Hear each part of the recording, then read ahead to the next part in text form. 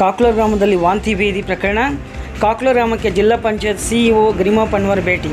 ನೀರಿನ ಮೂಲಗಳ ಪರಿಶೀಲನೆ ಮಾಡಿದ ಜಿಲ್ಲಾ ಪಂಚಾಯತ್ ಸಿಇಒ ಗ್ರಾಮದಲ್ಲಿ ಸ್ವಚ್ಛತೆ ಕಾಪಾಡಿ ಶುದ್ಧ ನೀರು ಪೂರೈಕೆ ಮಾಡುವಂತೆ ಅಧಿಕಾರಿಗಳಿಗೆ ಸೂಚನೆ.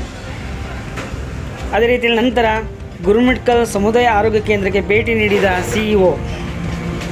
ವಾಂತಿ ಭೇದಿಯಿಂದ ಬಳಲಿ ಆಸ್ಪತ್ರೆಗೆ ದಾಖಲಾದ ರೋಗಿಗಳ ಆರೋಗ್ಯ ವಿಚಾರಿಸಿದ ಸಿಇಒ.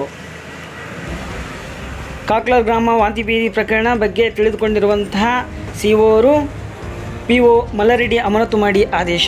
ಜಿಲ್ಲಾ ಪಂಚಾಯತ್ ಸಿಇಒ ಗರಿಮಾ ಪನ್ವರ್ ಅಮಾನತು ಮಾಡಿ ಆದೇಶ.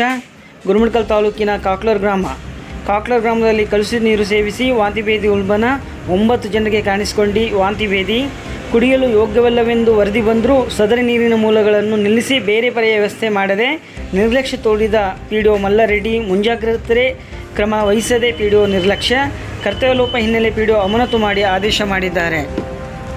ಕಳೆದ ಸಲವೂ ಗುರುಮಿಟ್ಕಲ್ ತಾಲೂಕಿನ ಗಾಜರಕೋಟ್ ಪಂಚಾಯತ್ನಲ್ಲಿ ವಾಂತಿ ಭೇದಿ ಪ್ರಕರಣ ಕಂಡುಬಂದಿತ್ತು. ಅದೇ ಸಂದರ್ಭದಲ್ಲಿಯೂ ಸಹ ಪಿಡಿಒ ಮಲ್ಲಾರೆಡ್ಡಿಯವರೇ ಅಲ್ಲಿ ಕರ್ತವ್ಯ ನಿರ್ವಹಿಸುತ್ತಿದ್ದರು. ಇದೇ ಸಂದರ್ಭದಲ್ಲಿ ಅಮಾನತು ಆಗಿದ್ದರು. ಇದು 2ನೇ ಸಲ ಅಮಾನತು ಆಗಿದ್ದಾರೆ.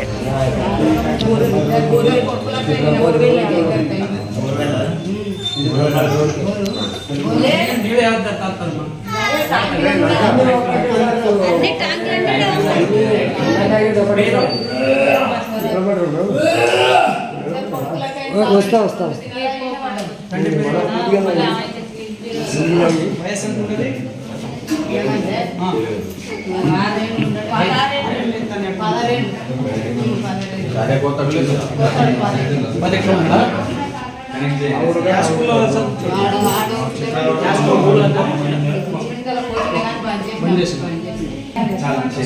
ఏమన్నా తినేది ఏమన్నా ఎక్కడన్నా